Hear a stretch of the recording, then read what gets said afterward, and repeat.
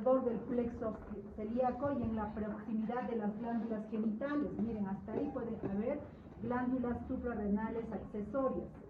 Bien, lo mismo en el varón a nivel del epidídimo o en el ligamento ancho de la mujer. Imagínense, ahí puede haber glándulas suprarrenales accesorias.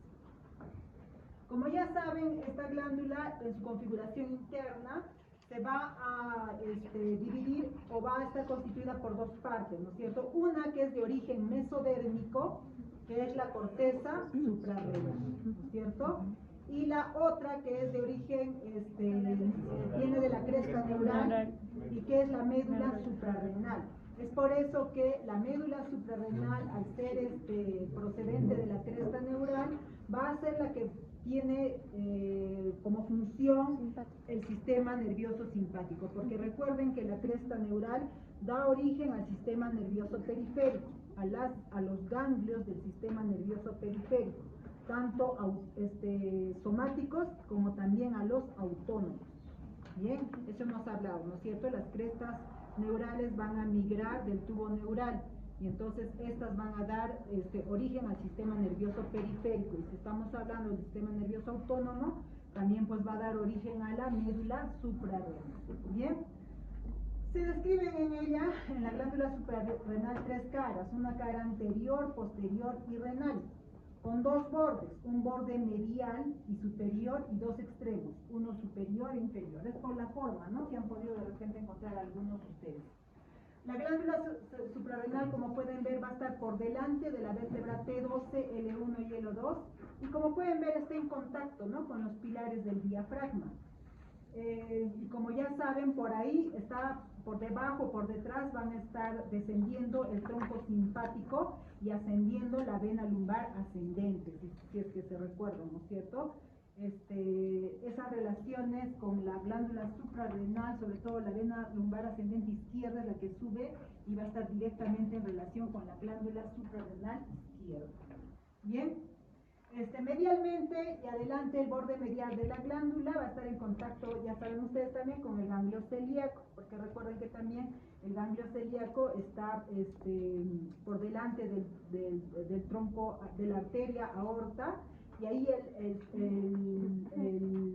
ganglio celíaco está recibiendo, ¿no es cierto?, al nervio esplásmico mayor y al tronco vagal derecho. Bien, entonces la glándula suprarrenal va a estar en relación con el nervio esplásmico mayor, porque recuerden que este nervio esplásmico mayor está pasando en este intersticio, ¿no?, de los pilares, y justo la glándula pues está en relación con los pilares diafragmáticos. Bien, anterior a la glándula suprarrenal derecha, va a estar en relación, como pueden ver en la imagen, ahí está replegando el hígado. Y también, ¿quién? La vena cava inferior. Acuérdense que a ese nivel la vena cava inferior está ingresando por el hígado y va a dejar su surco. Entonces ahí va a estar la relación con la glándula suprarrenal. Y en el lado izquierdo vamos a tener, como ven en la imagen ahí, al estómago, al vaso que ha sido replegado y al páncreas. ¿Bien? Entonces, partes del diafragma van a ser posteriores a ambas glándulas. Recuerden también que en la parte posterior van a estar los recesos, ¿no es cierto? Los recesos costodiafragmáticos. ¿Por qué? Porque el diafragma desciende, ¿no es cierto? Desciende por la parte posterior hasta, como pueden recordar, hasta las vértebras, hasta las costillas, y también hasta la columna vertebral junto con sus pilares. Entonces esas fibras van a quedar por detrás.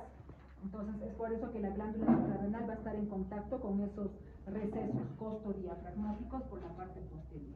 Ahora, ya saben que la glándula suprarrenal va a estar rodeada por la grasa perirenal y van a estar encerradas en la fascia renal, de las cuales van a estar separados por un tabique delgado, ¿no?, que va a separarlo y va a fijar la glándula suprarrenal. Ya saben también esta irrigación es fácil, ¿no? Las superiores, medias y las inferiores lo han visto en el cadáver. Las superiores que proceden de la glándula inferior o clínica inferior, las medias que nacen directamente de la aorta o a veces pueden salir del tronco celíaco o también de la mesentérica inferior. Y las inferiores que van a salir de las arterias capsulares inferiores. Estas van a nacer de la arteria renal, ¿no? Perdón, son las capsulares inferiores que van a nacer de la arteria renal. Y va a haber arterias accesorias a veces. ya que van a ser diversas. Bien, en cuanto a las venas, drena por la gran vena suprarrenal central. Esta termina, esto sí lo tienen que saber bien, ¿no es cierto? A la derecha en la vena cava inferior y a la izquierda en la vena renal. Entonces, como ustedes entenderán y hemos hablado, ¿no es cierto?, el pinzamiento que le produce la arteria mesentérica superior con el músculo de Treis y el ligamento de Treis, eso hace que disminuya el drenaje de las venas gonadales, porque las venas gonadales tienen que vencer el efecto de la gravedad, mientras que eso no sucede con las venas, la vena suprarrenal izquierda. ¿Por qué? Porque esta está yendo pues a favor de la gravedad y no va a sufrir tal efecto. Entonces, las únicas que van a sufrir pues son los vasos gonadales, ¿no? Las venas gonadales. Bien, entonces, además de esta gran vena suprarrenal central, vamos a tener venas secundarias. Vamos a tener venas superiores, que son más o menos satélites de las arterias suprarrenales superiores, e inferiores, que van a terminar a la derecha en la vena cava inferior y a la izquierda lo mismo también en la vena renal. Son venas secundarias. Entonces, ahí pueden ver toda la irrigación arterial, ¿no? Y la vena. Por ejemplo, esta es una vena suprarrenal, esta sería la gran vena suprarrenal izquierda, ¿no? Y acá miren cómo se ha juntado con la vena diafragmática y las dos están drenando en la vena renal izquierda, ¿no? Acá que tenemos, esta es la vena lumbar ascendente. Esta vena lumbar ascendente está llegando a la vena cava inferior junto con la vena renal, la vena gonadal, con la vena gonadal, ¿no? Lo mismo acá, ¿qué diferencian, por ejemplo, ahí? La aorta, ¿no es cierto? Pueden ver la aorta y la arteria mesentérica superior. Entonces, ahí a la arteria mesentérica superior ya se ha dividido, ¿no? O ya ha salido. Entonces, este es un nivel por menos de L1, ¿no? O L1 puede ser entre L1 y menos, ¿no? ¿Qué encontramos acá? El páncreas, ¿no? Es el páncreas. Y por detrás tenemos aquí el riñón izquierdo y acá el riñón derecho. Recordemos que el riñón derecho es más bajo, ¿no es cierto? Al ser más bajo se puede dejar ver a la glándula suprarrenal derecha, ¿no? En los cortes más bajos, y eso es lo que pueden ver ahí, ¿no? Se ve con mayor claridad que la glándula suprarrenal izquierda. Entonces acá, si esta es la aorta, la vena cava inferior, ¿no? Vena cava inferior, esta sería la arteria mesentérica superior. Y acá podemos ver parte de lo que es el páncreas, el estómago. Acá sería la arteria gástrica izquierda. Bien. Y algunos ligamentos también que pueden notar. Bueno, esta era la explicación tomográfica, pero ya no nos alcanza tiempo para hacer. Así que vamos a suprimir eso.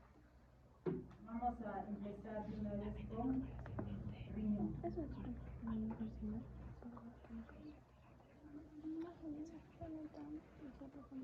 No, pero usar esos piecitos. Además de esa tomografía vamos a hacer los recursos superiores. Bien, vamos a hablar de anatomía renal. Ya como han podido ya leer también esta parte, ya saben que los riñones van a estar apoyados sobre la pared abdominal posterior. Básicamente ocupan las fosas lumbares, que hemos hablado, ¿no? Que ya conocen las fosas lumbares. ¿De dónde a dónde van estas fosas? Internamente o externamente, deben preguntar, ¿no? Internamente, saliendo por el otro peritoneal, están en los ligamentos arqueados, lateral y medial, ¿no? Y abajo, por las crestas ilíacas. Lateralmente, por el borde lateral del músculo cuadrado lumbar, ¿ya? Y externamente, ¿cuál es el límite de la región lumbar? Las costillas, T12, ¿cierto? La duodécima costilla, luego medialmente la columna vertebral, e inferiormente la cresta ilíaca también, y igual hacemos una proyección del borde lateral del cuadrado lumbar, ¿ya? Entonces ahí están ocupando, en ese espacio, está ocupado por los riñones, la fosa lumbar, ¿bien? Entonces, generalmente se extienden de T12 a L3 vértebras, ¿no? ¿Qué se sabe? Ya sabemos que el riñón izquierdo es más bajo que el derecho, perdón, es más alto, ¿no? Tiene una situación más alta por la presencia del hígado en el lado derecho. Entonces, eso hace que el ilio del riñón izquierdo esté un poquito más elevado, de tal manera que la cara inferior de ese ilio va a pasar por el plano transpilórico, ¿ya? O sea, más o menos a la altura de L1, ¿ya? Y si hablamos de manera, este es corte sagital, ¿no? Sería a 5 centímetros del plano medio, ¿ya? ¿Por qué tienen que ubicarse así? Porque cuando hacemos una ecografía, ustedes tienen que buscar más o menos dónde va a encontrar el riñón. Entonces, tienen que dirigir su transductor a 5 centímetros aproximadamente de la columna vertebral, ¿ya? Y en ese espacio van a buscar en la fosa lumbar, más o menos entre T12 a L3, ahí van a buscar los riñones, ¿ya? Bien, entonces, y el riñón izquierdo pues va a estar más elevado. Posteriormente, las porciones superiores de los riñones van a llegar hasta las costillas, ¿no? Hasta la 11ª y la 12ª costilla respectivamente. ¿Quién llegará a la 11ª? La izquierda. ¿No? Cada riñón, en cada movimiento de inspiración y expiración, se desplaza más o menos una altura de 2 a 3 centímetros, ¿ya? En dirección vertical.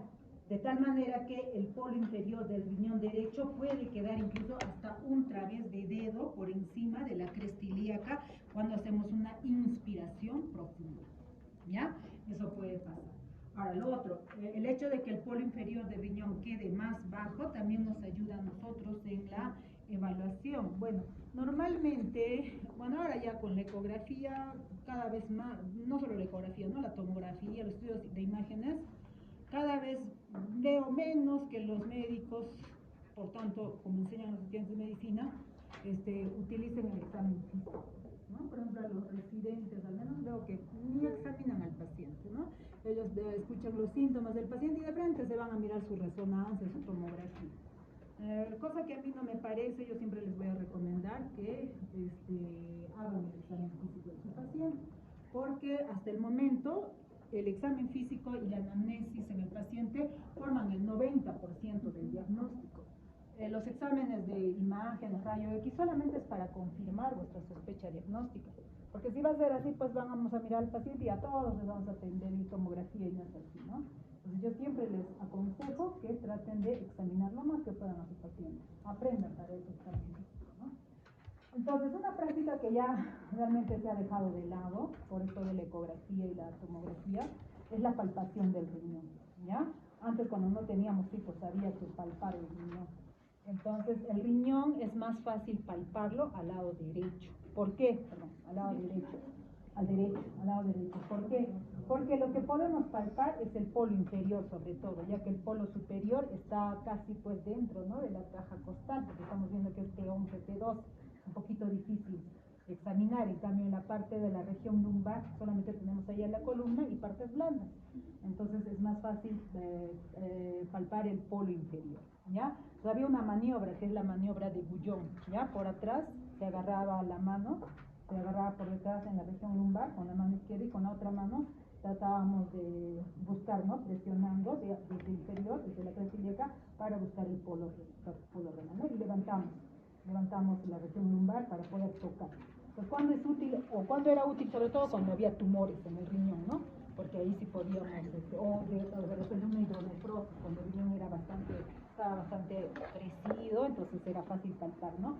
El izquierdo también se hace lo mismo, pero es más fácil. El derecho justamente por eso, porque el polo inferior desciende más y está más expuesto, ¿ya? Pues no se olviden de esa maniobra de Bouillon. ¿Cuándo hay infecciones también tratan Sí, pero hay otros signos para la infección, ¿ya? Hay otros signos, no la maniobra. La maniobra de Bouillon más que todo es para palpar el riñón y ver si es un riñón grande o pequeño o si tiene un tumor. Pero como les digo, ahora nadie ya examina, la gente pide la ecografía renal, que es más fácil, ¿no?, poder ver si hay un tumor. ¿Bien? Pero recuerden, el riñón derecho va a quedar más bajo y eso así hace pues que sea más fácil o más factible la exploración bimanual. Una exploración bimanual que hacemos. Entonces ahí están las proyecciones de los riñones. Acá pueden ver, ¿no es cierto? Este sería el riñón izquierdo, ¿no? está más alto. Y este sería el riñón derecho. ¿Ya? Lo mismo al otro lado. Pueden ver, ¿no? El riñón izquierdo sería este. ¿Por qué? Porque se ve más alto, ¿no? Que el riñón derecho. Acá pueden ver el riñón derecho más cerca, ¿no? A la cresta ilíaca en relación al riñón izquierdo. Bien, entonces ya sabemos que estos son órganos alargados de superior e inferior, tienen forma de habichuela, a lo que quieran, ¿no? Judía, lo que se quiera. En cada riñón se distinguen dos caras. Las dos caras son convexas, y eso también habrán visto en el anfiteatro. Bueno, algunos plastinados no hay, pero otros sí. Era una cara era convexa y la otra no. La anterior es más convexa y la posterior es más convexa. ¿Por qué? Porque la plana está en relación con las fosas lumbares, ¿no es cierto? Entonces, así ustedes pueden determinar, con los digo plastinados en los que no se nota, pero que ya, entonces cuidado por ahí que los ayudantes les pongan si es izquierda o es derecha, ¿no? Tienen que poner, ya, tienen que saber identificar, porque la cara anterior es más convexa. Se ubica también el polo superior. ¿Cuál es más amplio? El polo superior. Entonces, así lo ponen en posición anatómica y van a saber si es derecho o es izquierdo, ¿ya? Tienen que saber. Va a tener dos bordes y dos polos, un polo superior y un polo inferior. El polo superior es ancho y redondeado y algo inclinado en sentido medial, mientras que el extremo inferior es más alargado y más vertical. Más o menos mide 12 centímetros por 6 centímetros de anchura. Pero en realidad estos tamaños dependen también del tamaño de la persona, ¿verdad? Porque no creo que yo tenga el mismo tamaño de riñón que quien no se tiene un trasero pasado. ¿No es cierto? Es difícil, ¿no? Yo que soy chiquitita tendré mi riñón más chiquitito.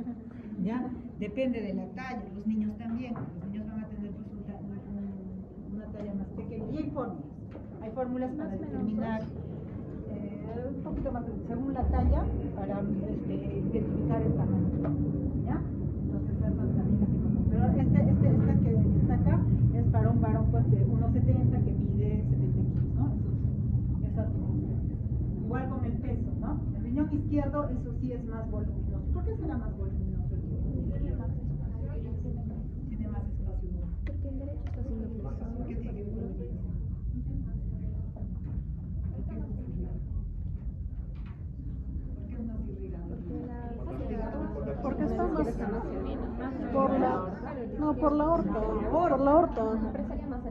A la aorta. La aorta está más cerca que el riñón derecho, que el riñón izquierdo. Eso va a hacer que la arteria renal sea más corta, ¿ya? Física.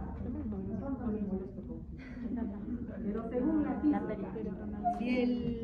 si el tamaño de un tubo es más grande que el otro, ¿cuál tendrá más presión? El más cortito va a tener más presión, ¿no es cierto? Va a tener más presión. Y la aorta, imagínate, es aorta abdominal, tremenda presión a la que llega, ¿no? Entonces el riñón del lado izquierdo recibe no más irrigación, sino más presión. ¿Ya? Entonces eso hace pues que haya un poquito más, no sé, bueno, pero eso es natural, es lo natural, ¿ya? Entonces el riñón izquierdo es por eso más grande que el riñón derecho. No se olviden esa situación, ¿ya? Ok, en las ecografías les van a pasar los informes ecográficos y van a ver siempre el riñón izquierdo lo van a ver más grande que el riñón derecho. Y si no saben eso, ¡ay, tu riñón derecho está chiquitito, tienes enfermedad renal! Y es naturalmente el riñón izquierdo más chiquito, ¿ya? Medios de fijación. El principal medio de sustentación de los riñones va a ser la fascia renal y la cápsula adiposa perirenal. Los dos, ¿ya? Los dos. La fascia renal junto con la cápsula perirenal. Los dos van a ser el medio de sustentación de los riñones, ¿ya? Entonces hablemos de la fascia renal. La fascia renal, como ya saben, es una cápsula fibroadiposa desarrollada a expensas del tejido celular subcutáneo. Entonces, esto por favor no se olviden, varias veces lo voy a citar en este aporte. Ya recuerden este corte tomográfico, ¿ya? De la superficie para adentro, como es piel, como siempre, tejido celular subcutáneo, luego el plano muscular con sus fascias, ¿no? Cada músculo tiene su fascia, ¿sí o no? Sí. Sería el oblicuo, externo mayor, interno y el transverso. Pues cada uno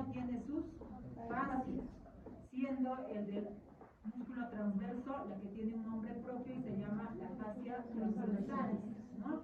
Después de la fascia transversalis, ¿qué sigue? Otra vez tejido celular, en este caso extraperitoneal. ¿Por qué? Porque está fuera de esta capa que es el peritoneo. Recuerden que les dije, ¿no es cierto? Todo lo que está por fuera del peritoneo es extraperitoneal. ¿Y dónde vamos a ver tejido extraperitoneal? En el retroperitoneo. ¿Dónde más? En el espacio subperitoneal, o sea, de la pelvis. ¿Dónde más? El espacio retroinguinal de Bogros. ¿Dónde más? Todo eso pues, está lleno de tejido extraperitoneal o celular extraperitoneal. Igual también en la pared superior del abdomen, entre el diafragma y el parietal, pero es muy, muy delgado ese tejido extraperitoneal, y entre la pared anterior y el peritoneo también, ¿ya? Pero es un tejido celular bastante delgado, ¿no? Entonces todo eso está lleno de tejido celular extraperitoneal. Entonces, ¿qué pasa con este tejido celular extraperitoneal? Por favor, lo mismo que pasa en la pelvis, y también les he hablado en el cuello, ¿ya? Hemos dicho que este es tejido celular. Entonces, ¿qué pasa con este tejido celular? Este tejido celular se va a condensar en algunas regiones, ¿sí o no? Les dije, y cuando se condensan, produce fascias, ligamentos, vainas, ¿sí o no?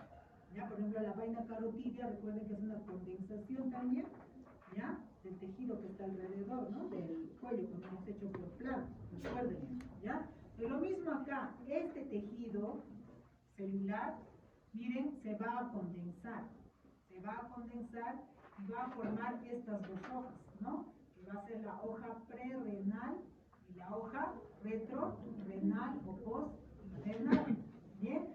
Entonces, esta condensación va a formar pues la fascia renal, que es cápsula fibroadiposa desarrollada a expensas del tejido celular subperitoneal o extraperitoneal. No, esto debería decir acá, extraperitoneal, ¿no? ¿Qué es lo que sucede? Un poco posterior al borde lateral del riñón, esta lámina se va a diferenciar en las dos hojas, ¿no? Prerrenal y la retrorenal o de Zuckerklein, también que la conocen, ¿no? Medialmente, estas dos láminas se van a confundir con el tejido celular conjuntivo que rodea al pedículo renal, lo que va a cerrar todo el espacio. Entonces se va a volver así una cápsula.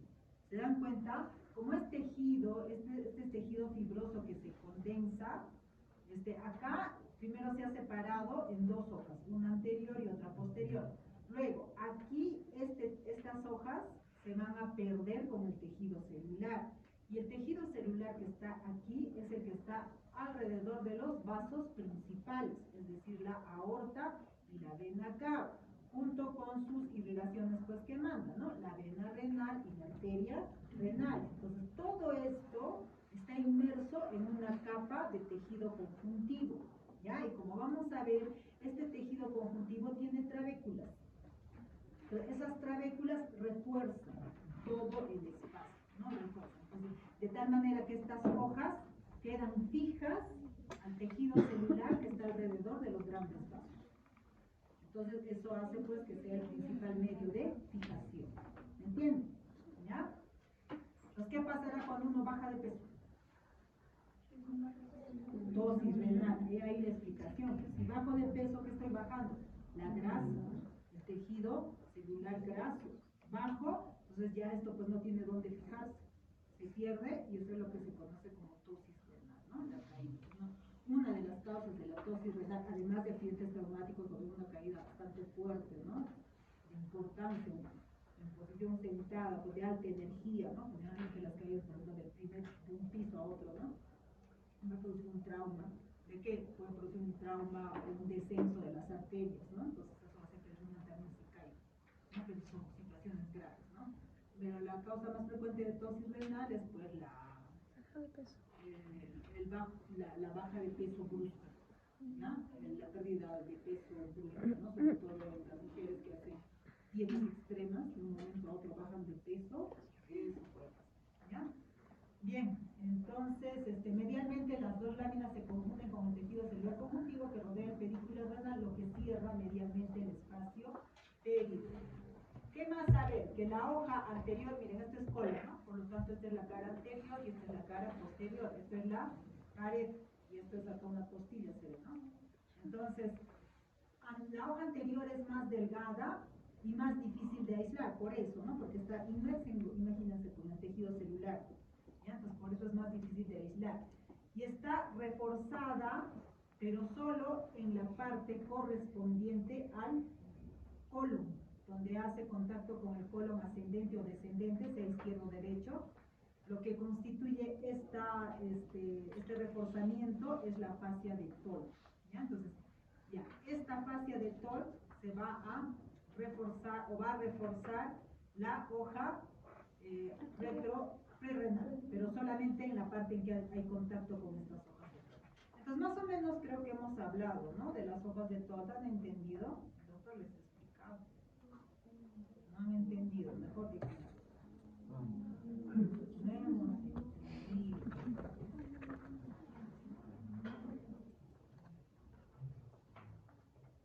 Recuerden, ¿ah? Esto es embriología.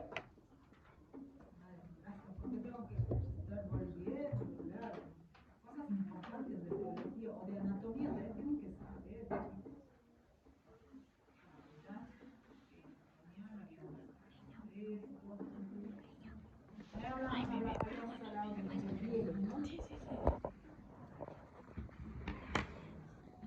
Habíamos hablado también de las fascias virtuales. Entonces, miren acá. Esto es el inicio, ¿no? Más o menos una... Miren, este es de un fetito, ¿no? Entonces, miren cómo se ha formado. Por delante está el tubo neural, ¿no? Tubo neural. El tubo digestivo, ¿no? Me quedé yo también con el trauma. Ya miren, este es el tubo digestivo, ¿no es cierto? Es un tubo, ¿no? Es un tubo que va a estar en la línea media. Así se forma, ¿sí o no? Embriológicamente. Este tubo está adherido por su meso acá, ¿no?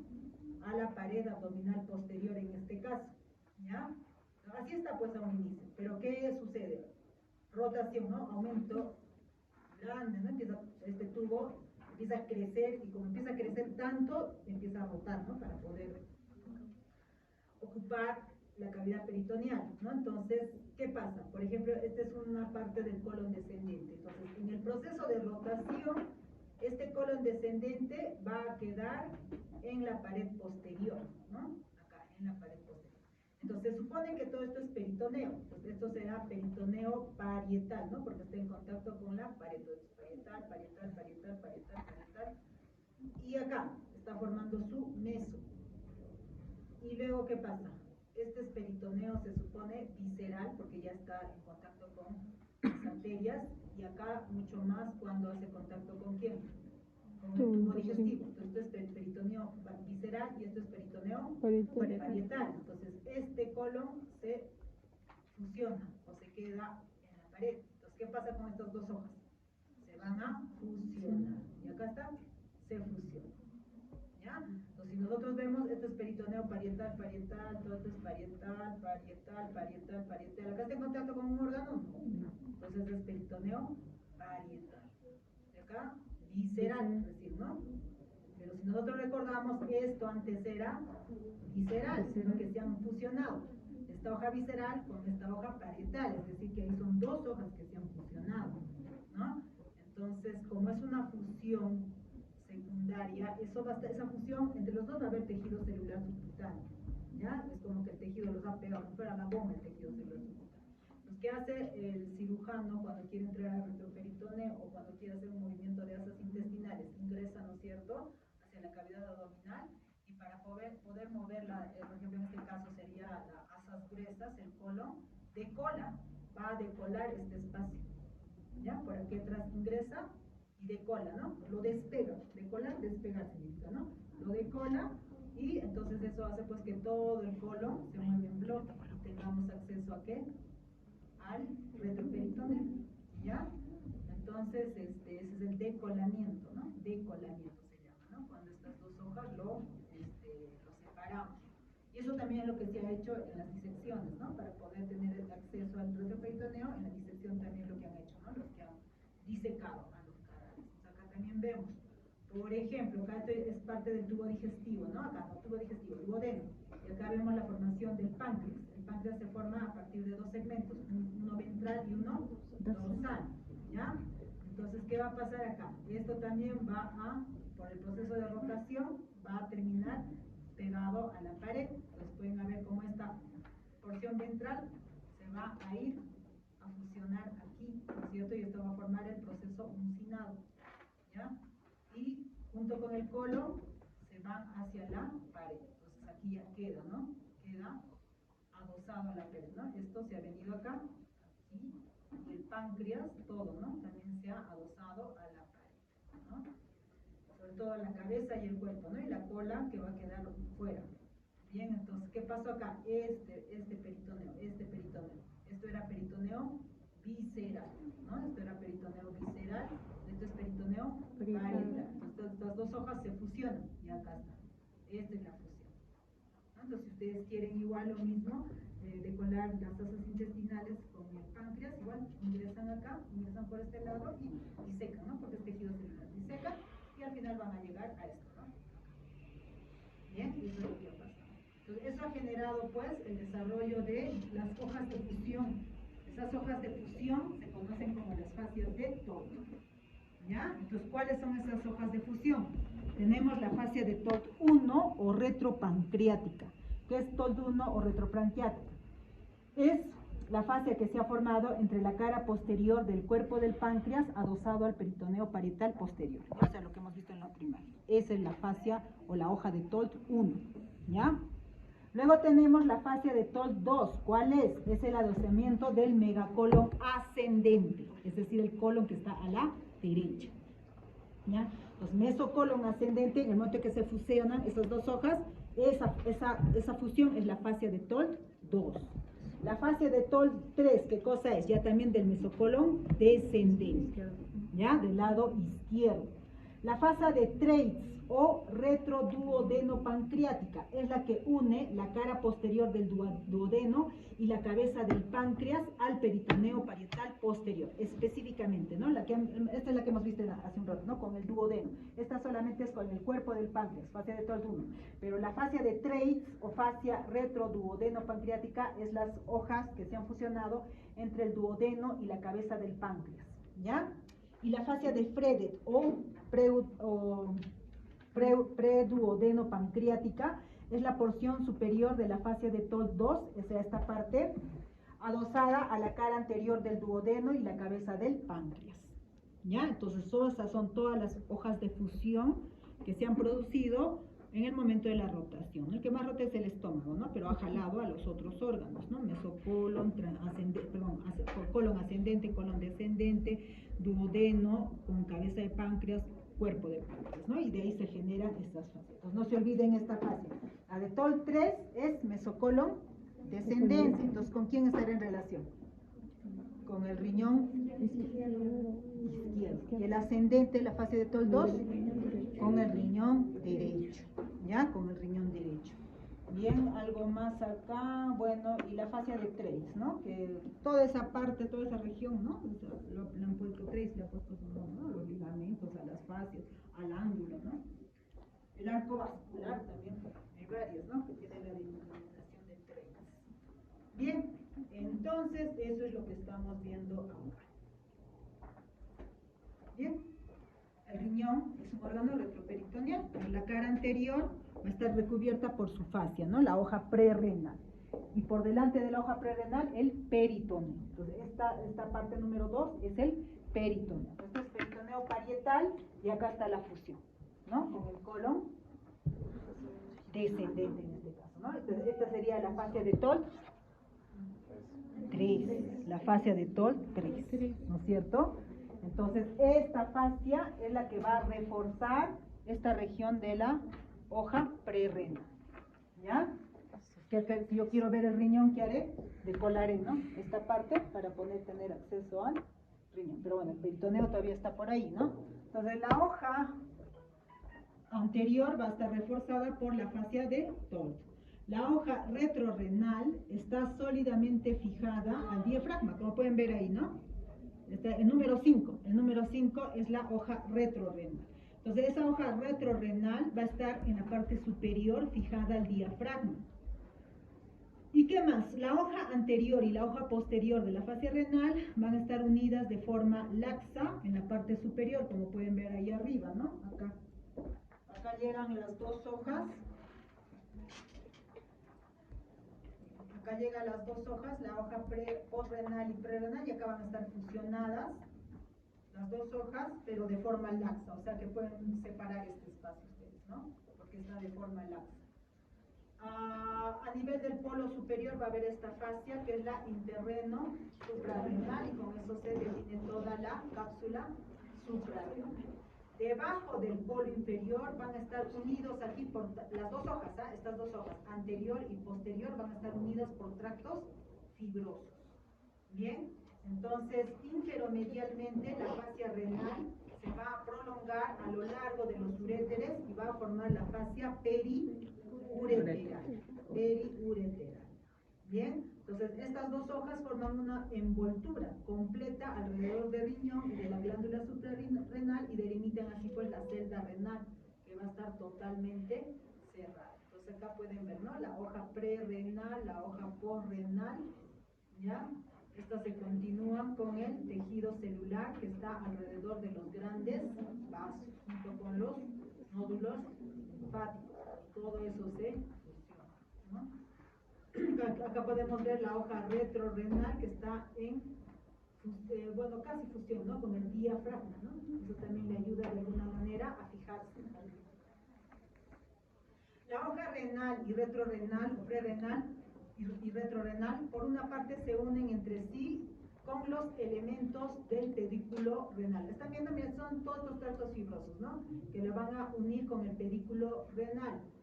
Y va a haber también numerosos tractos que van a reforzar este unión, que va a ser tejido conjuntivo y que envuelve estos tractos a los troncos vasculares, también a los nervios, a los ganglios nerviosos y a los nódulos linfáticos prevertebrales que ya hemos revisado. Bien, la hoja prerrenal prosigue su camino en dirección a la línea media, o sea, va a ir de aquí hasta el otro lado. Bien, y pasa por delante de los grandes vasos, es decir, la vena cava inferior y la aorta, y se reúne con la hoja homóloga del lado opuesto.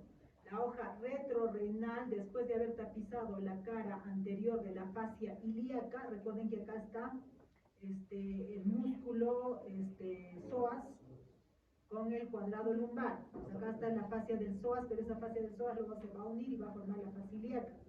Entonces, ahí la hoja retrorrenal va a estar en contacto con la cara anterior de la fascia ilíaca y se fija a los lados, miren dónde se fija, en la columna lumbar. O sea, más reforzamiento que ese, pues ya no hay, ¿no? Miren, se fija a la columna lumbar, se fija al tracto conectivo, a los grandes vasos, ¿ya? Entonces, todo eso pues hace que el riñón pueda estar pues localizado en su lugar.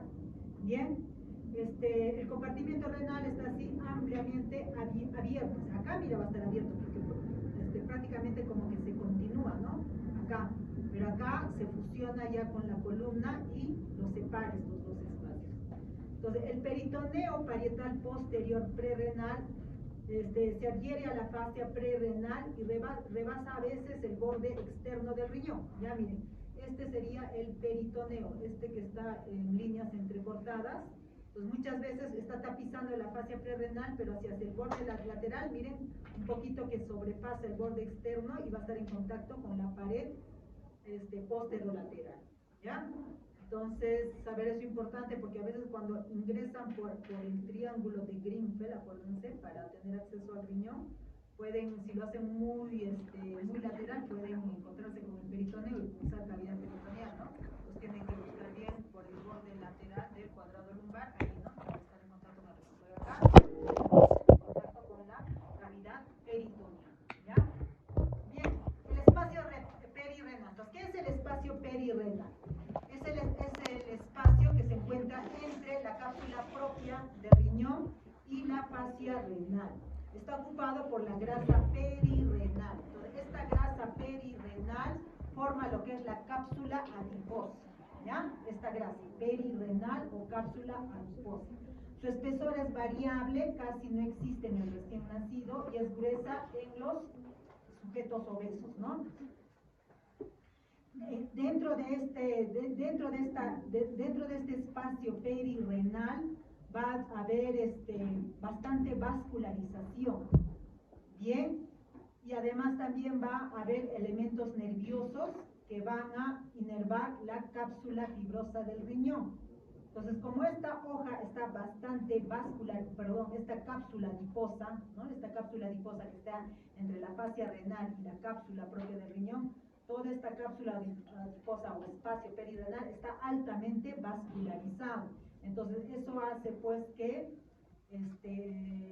una infección renal fácilmente llegue hasta la cápsula perirrenal, ¿no?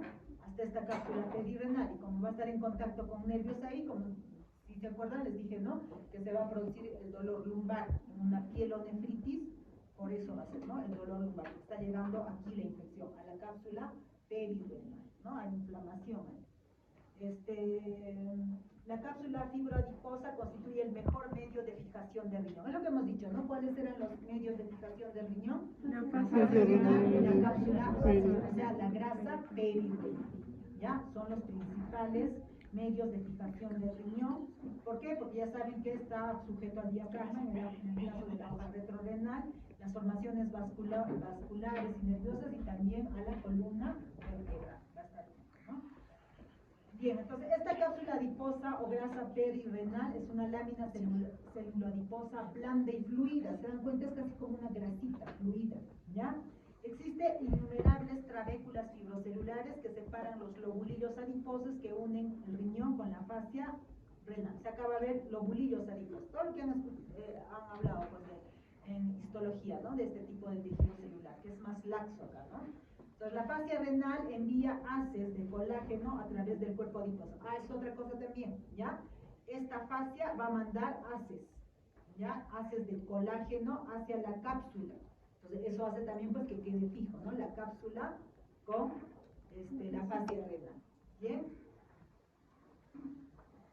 Relaciones. Ahora esto es importante, las relaciones de los riñones.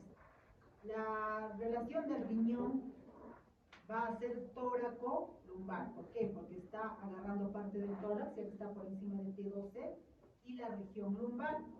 Pues como pueden ver, los riñones se van a apoyar superiormente sobre el diafragma e inferiormente sobre la pared lumbar.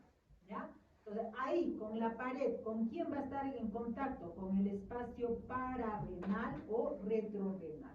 ¿Cuál es ese espacio pararrenal o retrorrenal? Este que está por detrás de la hoja retrorrenal, ¿ya? Entonces, este es el espacio, ¿ya? Espacio pararrenal. Ese espacio pararrenal lo separa de la pared lumbar y del diafragma, ¿ya? Es el espacio pararrenal. Entonces, el espacio pararrenal está situado por detrás de la hoja posterior de la fascia renal. Esta hoja posterior se encuentra interpuesto entre la celda renal y los planos posteriores. El espacio pararrenal está ocupado también por cuerpo adiposo, ¿no? Por tejido graso, al que se le conoce como la fascia o la grasa de Gerota. ¿Sí? ¿Estamos de acuerdo? Entonces, grasa de Gerota o espacio pararrenal, o cuerpo adiposo pararrenal, este sería el cuerpo adiposo perirrenal, ¿no? Alrededor del riñón, ¿ya? Cuerpo adiposo perirrenal en el espacio perirrenal. Esta sería la hoja posterior o también hoja de Zuckerberg. Y este tejido es el tejido extraperitoneal. ¿Estamos de acuerdo? Porque está detrás del peritoneo. ¿Sí? ¿Sí? A ver, ¿esto qué es? Tejido extraperitoneal. ¿Qué es? La hoja prerenal. Este es vaso adiposo perirrenal. Ya, este es hoja posterior. Y este es el espacio pararrenal de Gerota, ¿no? El cuerpo adiposo pararrenal de Gerota. ¿Ya? Entonces, eso, por favor.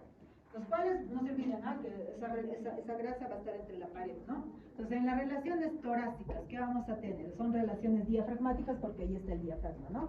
En el caso del riñón derecho, va a estar en relación con su tercio superior, y el izquierdo hasta los 2/3 superiores, ¿se dan cuenta? O sea, 2/3 superiores del riñón izquierdo está en el tórax, solo el tercio posterior está en el retroperitoneo. Bueno, mejor dicho, en la pared lumbar, ¿no? Porque todo eso es retroperitoneo al final. Bien. El polo superior del riñón derecho es anterior a la 12ª costilla, eso ya lo saben. Ambos sobre el diafragma, van a estar sobre el diafragma y por encima del ligamento arqueado medial y lateral y de la arcada fibrosa que se extiende entre los vértices de la 12ª y 11ª costilla. Entonces ahí van a estar 3 arcos fibrosos, ¿no? Entonces los riñones van a estar en relación a los 3 arcos fibrosos, ¿no? Por donde se está originando el diafragma. Saber también, esto lo habrán leído en diafragma, ¿no? Que las fibras que se originan de este ligamento, ¿qué ligamento es este? Las fibras que se originan del ligamento arqueado lateral a veces pueden formar un espacio, ¿no es cierto? Ese espacio es un hiato costodiafragmático, que por lo tanto va a conectar, ¿qué cosa? El tejido subpleural con el espacio retrorrenal, ¿no? Con el espacio retrorrenal. La fascia, a ver, el espacio retrorrenal, básicamente. Recuerden que ahí va a estar la para, ¿ya? Bien, entonces, la relación en la parte diafragmática, ¿cómo es? En un primer plano se va a encontrar con la delgada lámina muscular de los ligamentos arqueados medial y lateral, y más superiormente está el receso pleural costodiafragmático, ¿no? Miren, hasta acá está llegando el receso pleural costodiafragmático, entonces tiene relación, ¿no? Con el riñón, ¿bien? La cavidad pleural y también los senos costodiafragmáticos van a ser posteriores a los riñones.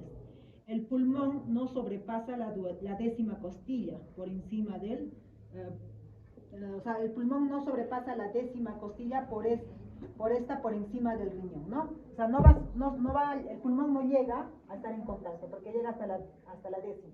En cambio, el riñón está desde la 11ª a la 12ª. Entonces, ¿con quién se encuentra? Con el espacio o el receso costodiafragmático, ¿no? Ahí va a tener esa relación. Bien. El segmento lumbar, ¿con quién se va a encontrar? Con las partes blandas, ¿no? De la fosa lumbar. ¿Cuál es eso? Primer plano se encuentra el músculo psoas mayor, la fascia ilíaca, el músculo cuadrado lumbar con su fascia, separados de la hoja retrorrenal por el cuerpo adiposo pararrenal. Y no se olviden que nadie me ha puesto eso en el examen, que se les ha tomado un despacito. En ese cuerpo adiposo perirrenal hay nervios. ¿Qué nervios son? No, pues eso, ¿no? La cara posterior se va a relacionar, ¿no?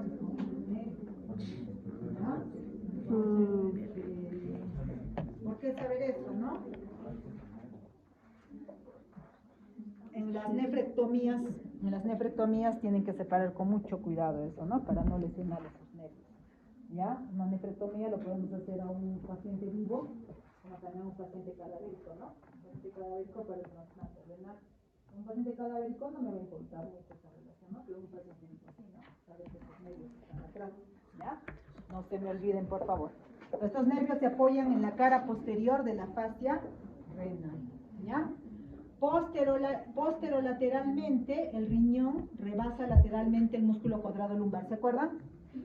Ya, este era el triángulo o cuadrilátero de Dije, triángulo lumbocosto-abdominal, ¿no? Entonces, acá estaba el borde lateral del músculo cuadrado lumbar. Entonces, más lateral estaban los nervios, ¿no? Y yo... Ese es el erector de la columna. Es el erector. No, acá, por dentro. Este es el cuadrilátero, es cierto, está limitado por el borde lateral del erector. ¿Ya? Pero ¿qué hemos dicho? Este cuadrilátero se va a dividir en dos partes. Una porción, ¿cómo se llama? Débil, ¿no? Una porción débil que está lateral, al borde lateral del cuadrado lumbar, porque acá esta parte va a estar reforzada por qué músculo? Cuadrado lumbar. En cambio acá solo está la aponeurosis del músculo transverso, ¿Ya? Entonces, el riñón derecho sobrepasa el borde, perdón, los riñones sobrepasan el borde lateral del músculo cuadrado lumbar. ¿Ya? Por acá van a sobrepasar. Bien, entonces posterolateralmente el riñón rebasa lateralmente el músculo cuadrado lumbar y entra en relación siempre por medio del cuerpo adiposo pararrenal con la aponeurosis posterior del músculo transverso. ¿Se dan cuenta? O sea, el riñoncito va a estar en relación con primero con el psoas, con el cuadrado lumbar, luego como lo sobrepasa un poquito, con la aponeurosis del músculo transverso del abdomen, ¿no? Que refuerza el ligamento lumbocostal. Acá se va a formar unos ligamentos, ¿ah? Esta aponeurosis del músculo transverso, miren, llega en contacto con estos ligamentos. Estos ligamentos de acá se están, mira, ¿dónde se fijan? A las apófisis costales, ¿ya? Entonces, esos ligamentos se conocen como los ligamentos lumbocostales, ¿ya? Entonces, esos ligamentos lumbocostales es reforzado por la aponeurosis del músculo transverso, ¿ya? Bien, entonces ahí pueden ver, ¿no? Como el riñón ha sobrepasado. Miren, este es el erector de la columna, ¿sí? Y este es el cuadrado lumbar. Este es su borde lateral. Y miren cómo el riñón sobrepasa, ¿no? Y acá solo es aponeurosis del músculo transverso. Entonces, por acá puedo tener acceso al riñón, ¿no? Y es lo que hacen en las operaciones, ¿no? Por aquí entra en acceso para hacer una nefroctomía, ¿no? En las nefroctomías con acceso lumbar, ¿ya? Porque los otros son por acceso abdominal y otra vía es por la parte, por la región lumbar, ¿ya? Por ese triángulo. Bien, el riñón derecho, en la cara anterior, entonces sí es, aquí sí es, en la cara posterior las relaciones son las mismas, ¿no? Pero en la cara anterior no, es diferente, la derecha y el izquierdo. En riñón derecho, ¿cuál va a ser su relación? Primero la cara inferior del hígado, donde han visto ustedes que tenía una impresión, que era la impresión renal en el hígado, ¿no es cierto? Entre estos dos órganos, como ven acá, este es el colon, ¿no es cierto?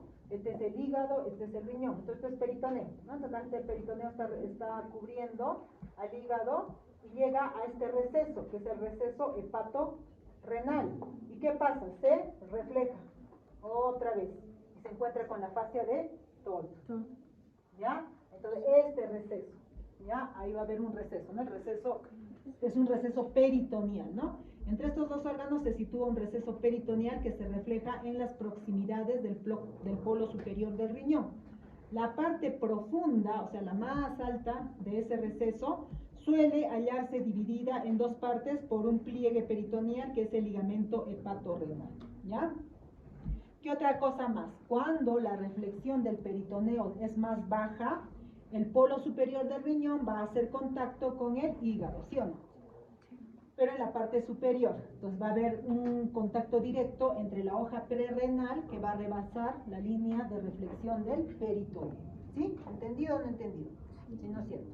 ¿Ya? Entonces ahí está, pueden ver cómo el peritoneo, esta parte, el peritoneo, que les decía, ¿no? Miren, esto es peritoneo, ¿no? Todo esto es peritoneo. Pues miren acá, se supone que acá está la hoja prerrenal y acá está la hoja retrorrenal. A veces el peritoneo puede traspasar el borde lateral y acá estar en contacto, miren. Acá puede estar en contacto. Este es el músculo psoas, no, estos son los sectores, perdón, este es el músculo psoas, este es el músculo cuadrado lumbar, y acá está transverso, ¿no? Claro, entonces acá puede haber una estrecha relación, ¿no?, entre el peritoneo y el transverso, ¿no? Si entramos por acá y no fijan bien, puede entrar acá, pero tiene que entrar por acá, ¿no? Hacia el mundo, ¿ya? Bien, entonces acá pueden ver la relación, ¿no?, del peritoneo con la hoja prerrenal. ¿Y esto qué sería? Si esto es colon ascendente, ¿esto qué será?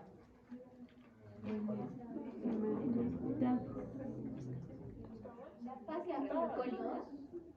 Acá es el colon transverso y por aquí abajo ya está empezando exacto, la fascia del colon, la fascia del colon. Los dos. Este es ascendente, ¿no? Sí. Porque es riñón derecho. Sí, ¿No? Sí, el 3 es el derecho.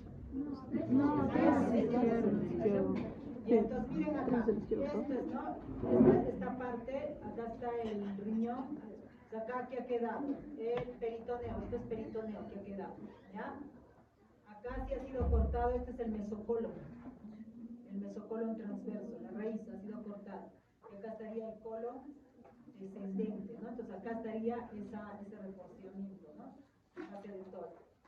Y acá esta es el polo superior, acá está el hígado, entonces aquí estaría el receso hepatorrenal. Bien, y el resto va a estar en contacto con el peritoneo, ¿no?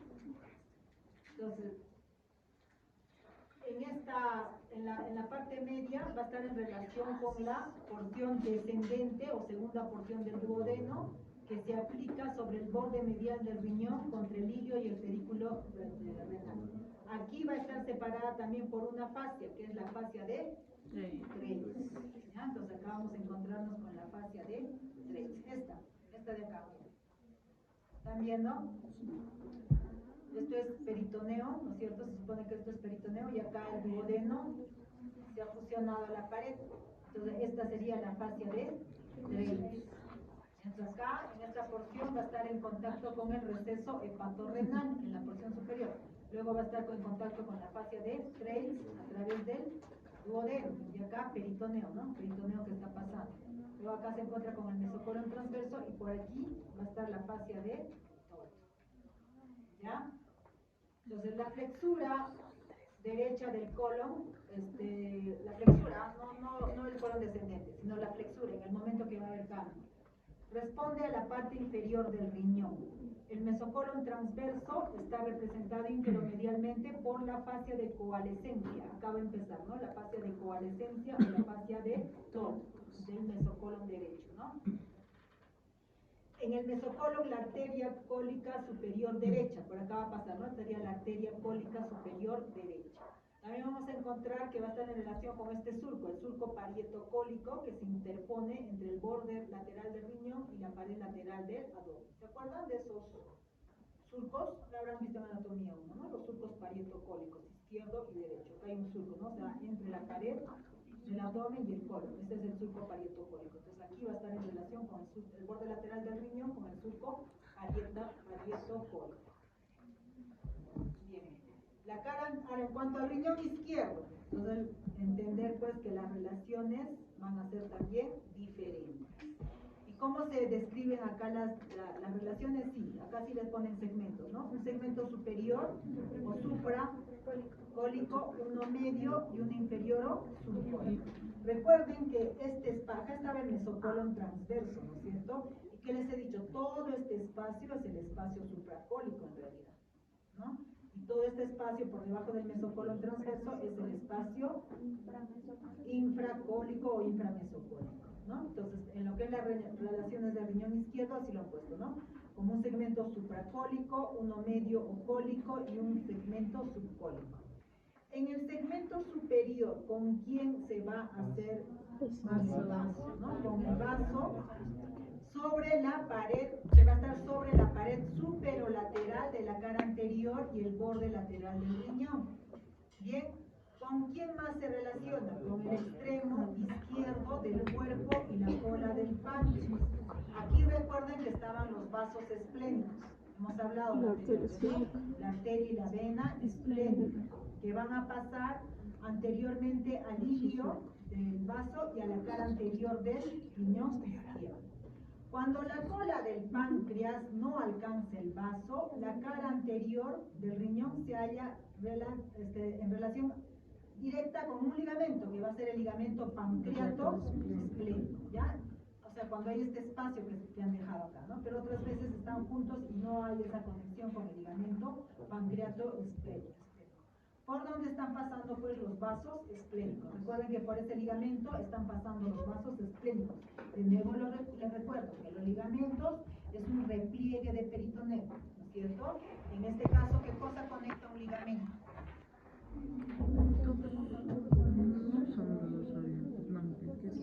No son tendones. Estos chicos. Otra vez ahí, creo que tienen su cabecita. Sistema límbico, su amígdala no funciona bien. ¿Por qué se olvida? ¿No son dos estructuras sociales?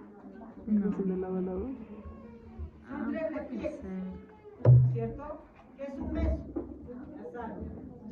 Voy a repetirles aunque sea la pared. mesos son hojas portadoras de vasos que relacionan una víscera con la pared. En la pared.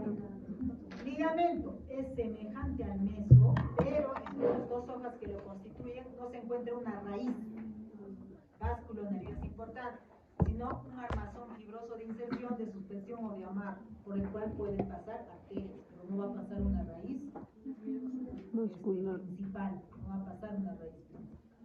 ¿Ya? Más que todo constituye, pues como dice acá, un armazón fibroso de inserción para fijar el órgano. O también había una arteria y una vena, pero ¿qué pasó? Se obliteró por el paso por el desarrollo embriológico. ¿Ya? Recuerden eso, ligamento, y por último, aumento o epíplon. ¿Qué cosa es? La unión, repliegues de peritoneo entre dos órganos intraórganos.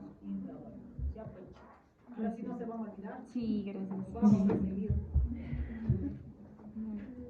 Ya, entonces, acá, ¿ya? Va a haber el ligamento. Como pueden ver, ese ligamento es un repliegue de peritoneo que está uniendo ¿qué? El vaso con el páncreas. Entonces, aquí va a estar el ligamento pancreato esplénico. En este caso va a tener contenido que es los vasos esplénicos. ¿Ya? Entonces, acá podemos ver, miren, este es el páncreas, ¿no? Acá está el páncreas, acá está el vaso, no han cortado el estómago, ¿no? Ya, este es el hígado. Entonces, será el ligamento hepato gástrico o también aumento menor, ¿no? Entonces, acá vemos el riñón, que sería el segmento supracólico, ¿no? Entonces, acá con quién se relaciona, con el vaso, con el trans. Acá hablando aquí del ligamento, que nos deja ver a los vasos, la arteria y la vena esplénica, ¿no? En un punto variable de la cara anterior del riñón, generalmente en su parte media, el peritoneo posterior de la cola del páncreas se refleja sobre el peritoneo renal. A la izquierda de este repliegue peritoneal, que sería pancreato renal, los dos órganos se hallan en contacto por sus superficies peritoneales, mientras que a la derecha van a estar separados uno de otro por otra fascia, que va a ser la fascia formada por el adosamiento del revestimiento peritoneal posterior del páncreas. ¿Qué fascia es esta? Acá hay otra, dice, que está formada por un adosamiento. ¿Ya?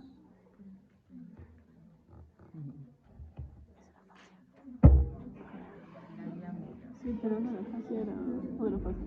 Acá, estamos hablando de este segmento. Ya miren, acá ¿con quién va a estar en contacto? ¿Con quién? Con la cola del páncreas. Cola y cuerpo. ¿La cola del páncreas se adosa? No. Y está dentro del espacio peritoneal. Entonces, ¿qué quiere decir? Que entre esto y esto va a haber peritoneo, ¿sí o no? ¿Ya? Pero acá el peritoneo, igual que en el lado derecho del hígado, va a formar un receso entre el páncreas y el riñón. ¿Ya? Va a haber un receso de peritoneo, igual que acá, que el otro, ¿se acuerdan del otro receso, no? El patorrenal, ¿se acuerdan o no se acuerdan? Ya, lo mismo, pues. Entonces, ahí va a haber un repliegue peritoneal, que es pancreato renal, ¿ya?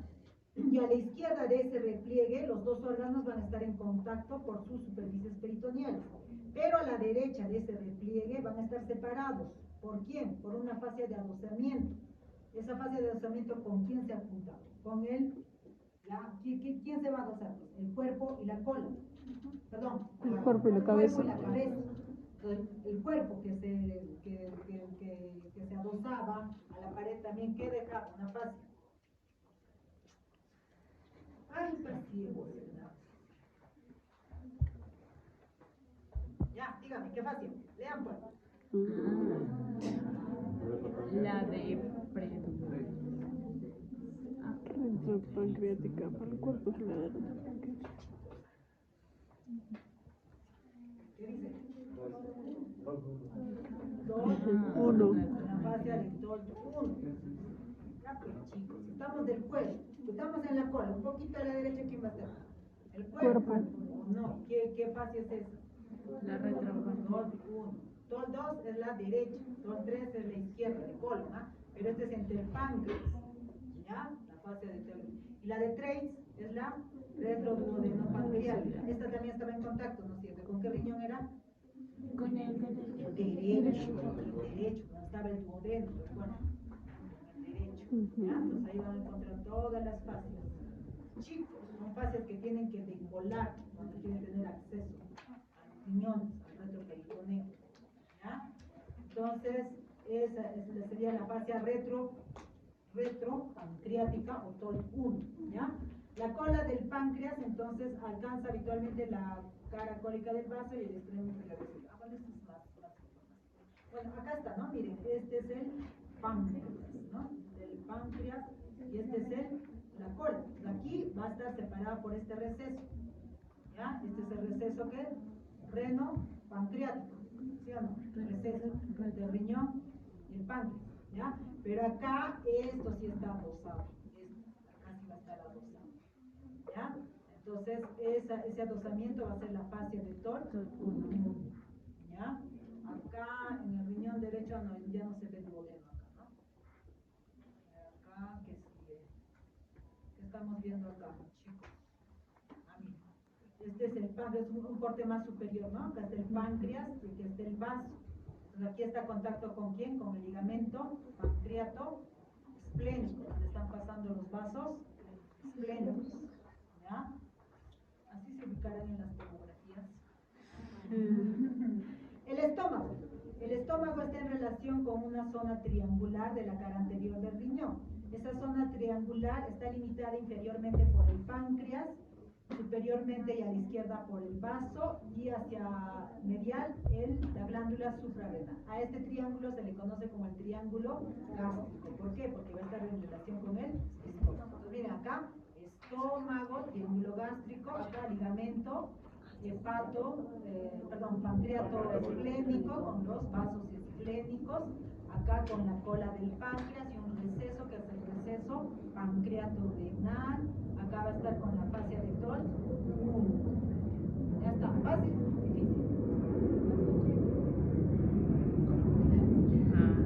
Esas caritas me hacen pensar que tengo que preguntar. Ya, ustedes díganme estos chicos. Ya, acá, ¿con quién es? ¿Qué dice acá? Con triángulo gástrico. Ya, acá. Ligamento. Los vasos esplénicos. acá. Cola del Se páncreas. separan los dos. El receso Pancreato. Reno pancreático. Ya pues chicos, acá la cola del páncreas no es retroperitoneal, ahí no hay adosamiento, porque la cola del páncreas es ¿qué? Es un órgano intraperitoneal. Entonces por detrás de esta cola está el peritoneo, ¿sí o no? O el peritoneo va a estar por delante de la cola. No, está por detrás. Entonces ahí el peritoneo se refleja igual como el hígado, el reflejo, pues ahí va a estar pues el reflejo reno-pancreático o pancreato renal del peritoneo, ¿ya? Luego, eso pero hacia la izquierda, más hacia la derecha, acá sí, porque el cuerpo y la cola, El cuerpo y la cabeza. El cuerpo y la cabeza Son sí se retro. adosan, ¿no es cierto? El cuerpo cuando se adosa, ¿qué cosa forma? La fascia o retro, ¿ya? Fascia retropancreática. ¿Sí? Sí. Ahora sí creo. Ya está. Segmento medio. El extremo izquierdo del colon transverso. Acá vamos a tener al extremo izquierdo del colon transverso que está fijado al páncreas y al diafragma por su mesocolon y por el ligamento frenocolon. ¿Ya? Y en el segmento inferior vamos a tener al colon y al mesocolon transverso. Eso va a ser básicamente la relación, ¿ya? En el segmento medio, el mesocolon transverso, junto con un ligamento, que va a ser el ligamento frenocólico, ¿ya? Y hacia abajo, el segmento inferior, que va a ser el colon y el mesocolon transverso. Acuérdense, pues, eso han hecho en anatomía 1. Y ahí están las diferencias, ¿no? Riñón derecho, riñón izquierdo. ¿Cuál será derecho, cuál será izquierdo? Chicos. ¿Cuál? No, Con colores. izquierda. ¿Por qué? No. Él se tiene. Ah, el hígado. Sí, cierto. Sí. Por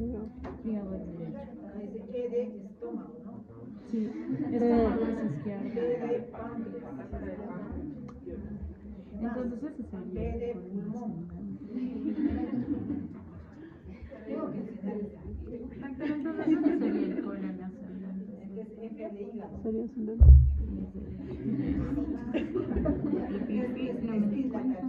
Este es de la tarde. Este es testil. Sí, testil. Porque desde que la de la tarde está bastada sobre lo que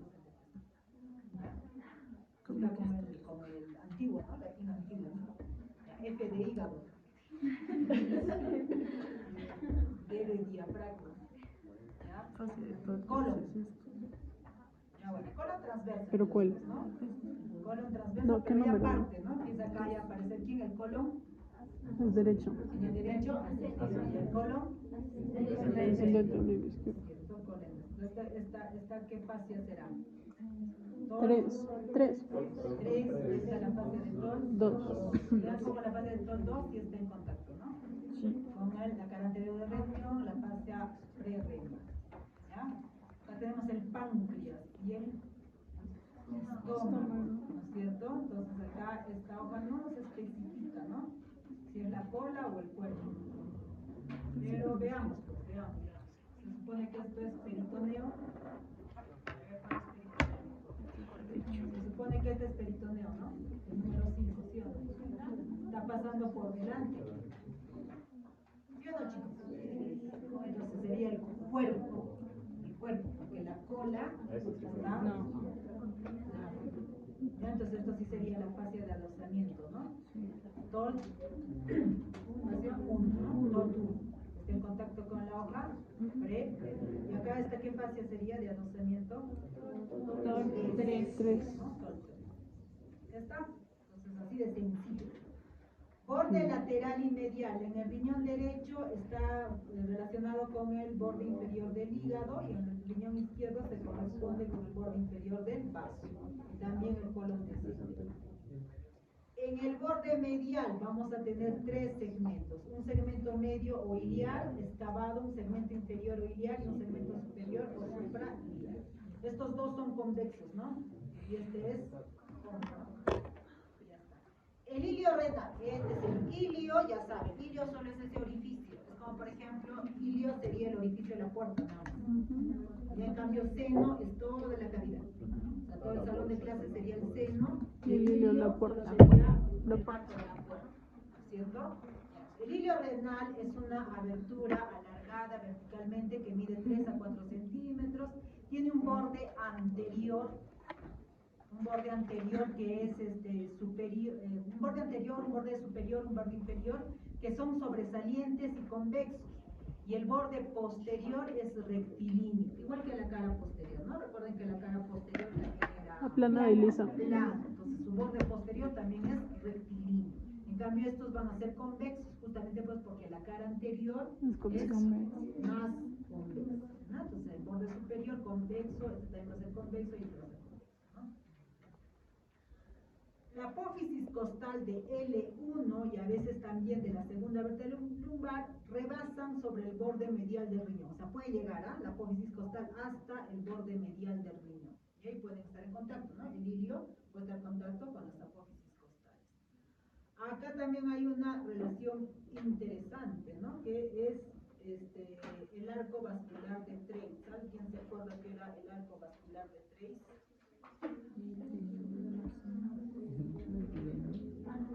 ¿Se acuerdan o no se acuerdan que era el arco vascular de Treis? A ver, chicos, este es colon transverso, ¿no? Este es colon Descendente. entonces será el mesocolon, ¿no? ¿Ya? Esto es el No, ese es el delgado. yeyuno, ¿no? Y este es el Mesenterio. mesenterio, ¿no? Por aquí estará pasando la arteria mesentérica Superior. ¿no? Superior. Este mesenterio. Y acá está el El inferior está abajo. mesocolon. ¿Ya? En el mesocolon también van a ir raíces, ¿no? Perdón, van a ir vasos, ¿no? Entonces esta es la arteria mesentérica inferior. Inferior. Arteria cerebral. Cólica derecha. Cólica de Ah, izquierda. La arteria cólica izquierda. ¿Y esto qué será? La La vena mesentérica. ¿Ya? Entonces, miren, en el momento que estas dos estructuras vasculares se juntan, lo hacen adosados al peritoneo. Y en este momento el mesocolon transverso forma un arco, porque después de acá, este mesocolon se va a continuar, ¿no?, con las fases de adosamiento, y acá se forma un arco, que va a estar ocupado por estos elementos vasculares, que es el arco vascular de Treves. ¿Ya? Entonces, ese arco vascular de Treves asciende entre el riñón izquierdo y la aorta, ¿no?, porque acá está la aorta, a una distancia variable de la parte subiliar del borde medial. Acá está, ¿no? La vena mesentérica inferior y la arteria cólica izquierda. Esto forma el arco vascular de Treves. Entonces, acá va a estar, miren, va a ascender entre la aorta y el borde subiliar del riñón, ¿no? El borde subiliar del riñón. Extremidades o polos, ya saben, ¿no? El superior es más alto que llega hasta, perdón, el inferior es más alto que llega hasta T11 y el otro hasta T12. Estructura de riñón. Entonces, después de eso ya viene lo que es el riñón propio, ¿no? Tenemos aquí a la cápsula fibrosa. No lo confundan, esta cápsula fibrosa, ¿con quién? Con la fascia, ¿cierto? A su vez, esta cápsula fibrosa también está unida por tractos fibrosos al mismo parénquima. ¿Ven? ¿Se dan cuenta? Entonces, mira, la fascia renal unida a través de la grasa perirenal por tractos fibrosos a la cápsula renal. La cápsula renal unida al mismo parénquima a través de... ¿Se dan cuenta? No. Buena capacidad de reforzamiento ahí, ¿no? Entonces, a la altura del ilio se refleja en el seno y tapiza las paredes del seno, y va a continuarse con la túnica conjuntiva de los cálices y de los vasos en el punto en que estos se introducen en el parénquima renal. ¿Ya? El parénquima renal ya saben que está constituido por la médula y la corteza. La médula está representada más o menos por 8 a 10 pirámides, ¿no?, que están separadas por las columnas renales de su vértice sobresale en el seno renal. Aquí está, ¿no? Este es el vértice, ¿no? Pues habrán visto en las muestras, ¿no? Sobresale hacia el seno renal, ¿ya? Y ese vértice constituyen las papilas, ¿ya? Las pirámides renales a veces pueden ser simples o compuestas, es decir, van a estar formadas por la unión de 2 o 3 pirámides renales simples, ¿no? A veces puede haber pirámides compuestas, no sé si habrán visto por ahí compuestas. Corteza renal. La corteza renal es de color amarillo rojizo, es friable, menos consistente que la médula renal. Rodea las pirámides renales a excepción de las papilas renales. Va a presentar las prolongaciones, que son las columnas renales. Está constituido por una capa periférica que separa la base de las pirámides renales de la superficie del riñón. Ya esa capa periférica va a tener una porción radiada o radios medulares que ven ahí, y una porción contorneada o laberinto cortical. ¿Ya? Acá va a tener un aspecto granular, sobre todo el laberinto cortical. ¿Por qué? Ese aspecto granular es debido a la presencia de los corpúsculos renales, ¿no? Los corpúsculos renales, eso ya lo habrán visto. El seno renal es una cavidad o bolsa cuya abertura coincide con el ilio renal y cuyas paredes están constituidas por parénquima renal. Tiene una profundidad de más o menos 3 centímetros. Ahí vamos a encontrar ramificaciones de los vasos y nervios renales. Y encontramos también a los primeros segmentos del aparato excretor del riñón. ¿Ya? El primer segmento. ¿Cuál es? Ya aparato excretor, ¿no es cierto? Porque el resto, hasta el túbulo contorneado distal, constituye lo que es la nefrona, ¿no? Pero ¿desde dónde empieza el aparato excretor? Desde los cálices. Entonces, los cálices dentro del seno renal, junto con la pelvis, ¿no? Parte de la pelvis va a estar dentro del seno renal. La pared del seno renal es muy irregular por la presencia, pues, de las papilas renales, que están separadas uno de otros por superficies irregulares, convexas y en forma de rodete. Entonces, toda esta lámina que está envolviendo a la papila, que es cáliz, ¿no? Entonces el cáliz renal negro, ¿no? Lo que está de color blanco son los cálices renales. Las papilas renales están acribilladas, ¿no? Por varios orificios que corresponden a ¿qué? La zona cribosa, ¿no? Por los túbulos contorneados distales. Entonces ahí pueden ver una papila compuesta, ¿no? la que les señalé primero, es una papila compuesta. El vértice de las papilas renales es redondeado y está perforado por micro orificios, que es el área cribosa, más o menos constituido de 10 a 20 orificios. ¿Ya? ¿Qué más? Algunos dicen que el riñón está separado en lóbulos, ¿no? Pero en realidad, tanto así hablar de lóbulos en el riñón, es como que se pierde, ¿no? En los niños pequeños, recién nacidos o prematuros, sí puede haber lóbulos así, bien definidos. Pero nosotros ya casi difícil, ¿no?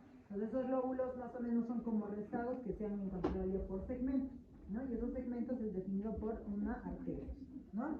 Entonces cada lóbulo comprende, dice, una pirámide renal y una zona de corteza renal. En cada lobulillo se puede distinguir lobulillos también, ¿no? Según cada pirámide renal. Bien, entonces al final son las arterias renales, ¿no? Las que van a formar esa segmentación. ¿Y cómo es la irrigación arterial? Es de dos sistemas, ¿no? Una extrarrenal y una intrarrenal, ¿ya? La extrarrenal son las arterias suprarrenal inferior, ¿no? O capsular, la glándula suprarrenal, la arteria ureteral superior, ya que es un ramo de la testicular o de la ovárica, y las cápsulas adiposas que se anastomosan con arteriolas provenientes de las arterias suprarrenales, ováricas, testiculares, ¿no? Entonces son varias arterias acá que se van a formar, estas capsulares, cápsula o cápsula adiposas, la arteria suprarrenal, la arteria ureteral, ¿acá está? ¿No está, no? La arteria ureteral, entonces todas esas al final se van a anastomosar formando el arco arterial exorrenal, que sigue por todo el borde lateral del riñón, ¿ya? Ese arco. Y la intrarrenal va a estar dado pues por las arterias renales, ¿no? Tenemos la arteria renal derecha, esta se origina de la cara derecha de la arteria abdominal a nivel de L1, algo por debajo de la arteria mesentérica superior, algo es muy por debajo, ¿no? A veces casi como que salen al mismo nivel, pero en realidad la arteria renal está un poquito más abajo del nacimiento de la arteria mesentérica superior. Mide más o menos 3 a 5 centímetros de longitud, transcurre lateralmente, se amolda al cuerpo vertebral, al pilar diafragmático y al músculo psoas mayor, o sea, va a estar en contacto con todas esas estructuras. Pasa por detrás de la vena cava inferior, eso sí lo saben, ¿no?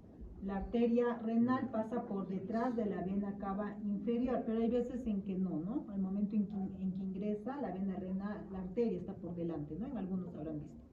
¿Sí? ¿En algunas muestras? ¿No han visto así? No. En algunas sí puede haber eso. Pero generalmente la arteria pasa por detrás de la vena, ¿no? Y además también pasa por detrás de la vena cava inferior, porque sabemos que está al lado derecho. Y se sitúa detrás, por tanto, de la vena renal derecha. Está rodeada por un rico plexo nervioso, ¿sí se acuerdan, no? El plexo nervioso sería el plexo aórtico renal, ¿sí? Aórtico renal. Pues va a estar rodeado por todo ese plexo. La arteria renal izquierda también es voluminosa, pero es más corta. Se origina en la cara izquierda de la arteria abdominal. Su trayecto es igual que la derecha, ¿no? Oblicuo hacia abajo, atrás. Se ubica por delante de la columna lumbar, pilar diafragmático izquierdo, músculo psoas mayor. Y va a estar, en este caso, la arteria vena renal izquierda también, ¿no? Va a estar por delante de la arteria. Y el cuerpo del páncreas también va a tener relación con el cuerpo del páncreas. Segmentación anterior, eso sí es fácil, ¿no? Va a dar una rama anterior y una rama posterior. La rama posterior, no se olviden, esa rama posterior rodea el borde superior de la pelvis renal y luego describe, o va a descender posterior a la pelvis, ¿ya? Y llega hasta la parte media del hilio renal y sigue el borde lateral del hilio renal, de tal manera que va a quedar libre y toda la parte extrailiar de la cara posterior de la pelvis renal. ¿Ya? Esta es la arteria renal posterior, ¿no? O la rama posterior. Bien, primero va por el borde superior de la pelvis, luego va por detrás, ¿ya? Hasta atravesar pues todo el hilio, ¿no? Entonces pasa por detrás y esta parte queda libre, ¿no? Esta esta parte, la parte extrailiar de la cara posterior de la pelvis renal va a quedar libre. Entonces muchas veces por ahí es abordable en la cirugía, en la parte posterior, porque miren acá, en la región anterior, en la parte anterior, todo está en contacto con las arterias, ¿no? Entonces, si ustedes lesionan acá, podría producir un infarto renal. En cambio no, en la parte posterior, entonces es una zona de acceso, ¿ya? Para cirugía, porque queda libre por esta arteria, ¿ya? Bien. Ramas. Es fácil, no es así como la mano, ¿no? 4 anteriores y una posterior. Igual cuando hagan la riñón, por decirlo, ¿no? Igual que la mano, ¿no? 4 anteriores y una posterior. Entonces, la rama anterior es la arteria segmentaria superior o apical, ya va hacia el ápice. Luego viene una anterosuperior, una anteroinferior y finalmente la inferior, ¿no? Si está, entonces sería apical o apical, ¿no? O apical o segmentaria superior. Ya, luego está la antero, porque son anteriores, ¿no? Anterior superior y anterior inferior y finalmente la inferior. Una superior y una inferior, una antero superior y una inferior. Sencillo es eso, ¿no?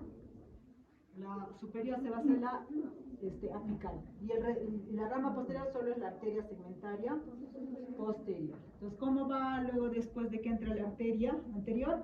Primero, la arteria anterior se divide en arterias segmentarias. Las arterias segmentarias en arterias interlobulares, que van a ir por la columna de Bertin. De ahí, de la columna de Bertin salen las arterias arciformes, ¿no? Por forma de arco que va a ser hacia la columna. Luego las arterias interlobulares, que van a ascender hacia la corteza, donde pueden originar las arterias aferentes y luego al glúmero. Así es, ¿no? Generalmente las arterioles que llegan a los corpúsculos renales surgen de forma directa desde las arterias interlobulares, ¿ya? Bien, eso también ya lo han visto, y ahí está, ¿no? Estos son los arcos, ¿no? Los arcos y las arterias interlobulares. Bien, y la circulación venosa es al revés, ¿no? Va de la periferia hacia el ilio. ¿Dónde empieza en este caso? Empieza por los plexos capilares subcapsulares, o sea que debajo de la cápsula va a haber plexo, un plexo capilar, venoso capilar. Luego va a haber un plexo de venas estrelladas y después, igual que las arterias, venas interlobulares, arciformes, interlobulares. Estas luego van a ir a una vena, que es la vena tributaria mayor del ilio renal, y finalmente en la vena renal, ¿no? Que va hacia la vena cava inferior. Saber también que estas venas van a estar organizadas en planos venosos, porque recuerden que las venas pues son mucho más numerosas que las arterias. Entonces estas venas van a estar en planos. Un plano venoso anterior prepiélico y un plano venoso posterior o retropiélico. Y entre ellos, como son las venas tienen esa característica de formar plexos, van a haber venas intermedias. Ya en cambio en la segmentación arterial no. Hay una anterior y una posterior, y ahí les habló, ¿no? El doctor de la línea exangüe, ¿no? Entre los dos sistemas arteriales, para poder hacer una disección, ¿no? Bueno, y las venas capsulares, que es igual que el sistema extrarrenal, ¿no? Para la cápsula renal. ¿Ya? Finalmente, ¿dónde va a terminar? En la vena renal derecha y la vena renal izquierda. La vena renal derecha, que es corta, ya saben por qué, y la izquierda, que es más larga, tiene que franquear la línea media para alcanzar la vena cava. Pasa delante de la aorta, debajo de la arteria mesentérica superior. Nunca se olviden eso, que la vena renal izquierda pasa por debajo de la arteria mesentérica superior.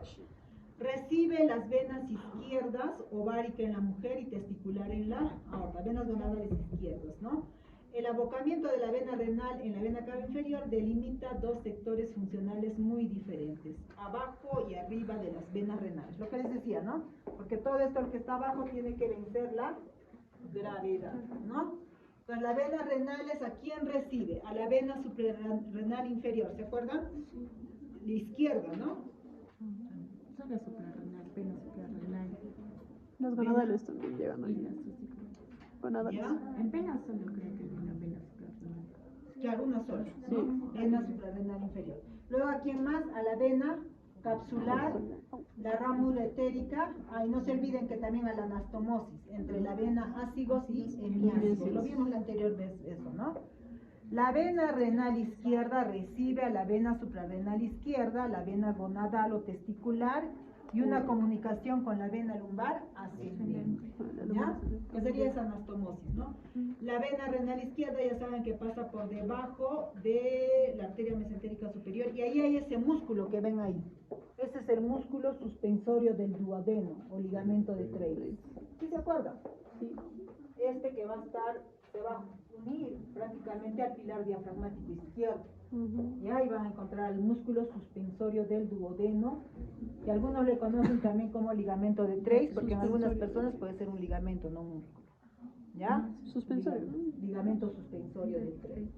¿Ya? Entonces miren, pues por debajo de eso tiene que pasar la vena, por el músculo de Treves y por debajo de la arteria mesentérica superior. Entonces es lo que le sucede, ¿no? Sobre todo a los varones, y se forma así el varicocele en el varón y varices de ligamento ancho en la mujer. ¿Ya? Exactamente eso. ¿Ya? Entonces ahí están las venas, las arterias, vasos linfáticos, igual también parecido, ¿no? Vasos linfáticos como extrarrenales o capsulares que se dirigen a dónde, ¿se acuerdan? Los vasos linfáticos renales, ¿en dónde terminaban? ¿Qué nódulos linfáticos? ¿Del tronco celíaco o no? ¿Laterales? Depende, ¿no? A los órticos laterales. A los órticos laterales.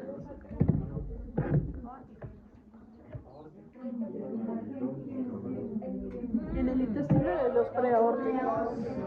Preaórticos. A los preaórticos, ¿no? Y estos al tronco intestinal. ¿Ya? En el trayecto de estos vasos linfáticos se encuentran algunos nódulos linfáticos que pueden constituir el centro de localización de focos de supuración, ¿no?